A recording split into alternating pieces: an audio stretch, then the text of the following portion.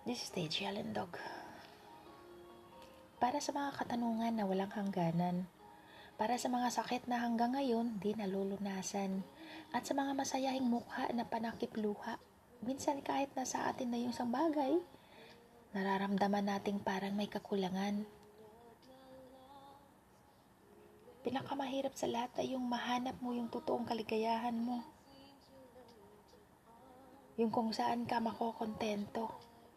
May mga bagay na nagbibigay sa atin ng kaligayahan. Ngunit ang mga ito'y pansamantala lamang. Kahit lumangoy ka sa dami ng kayamanan, hindi mo maaarok yung hinahanap mong pagmamahal, kaligayahan, at kakontentuhan. Bakit din natin subukang harapin yung katotohanan na hindi natin kaya mag-isa lamang? May mga bagay tayong nilayuan, iniwanan, at isinakripisyo para sa mga bagay na mahalaga. Ngunit hindi natin alam na yung bagay na isinakripisyo natin ay yung tunay nating kaligayahan. May mga tao tayong iniwanan, ngunit sadya pa rin kayong binabalikan. Pero hindi nung tao, kundi yung saya at na magkasama kayo, yung mga alaala at musika, pati na rin yung paglaban nyo sa lahat ng problema. Pero sa huli, susuko din pala. Hindi tanhana ang buhay. O kahit na sino pa man. Dati naniniwala ako dun sa kasabihan na kung kayo talaga nakatadhana, kayo pa rin sa huli. Ngayon, hindi na. Mali na kasi. Paano naman kayo magkakabalikan kung wala ka naman ginagawang paraan?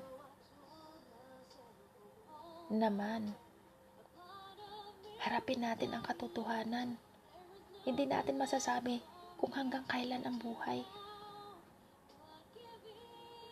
Hiram lang yan. Huwag na nating pagsisihan yung mga bagay na nagawa na. Pagsisihan natin yung mga bagay na may pagkakataon na sana pero hindi mo nagawa.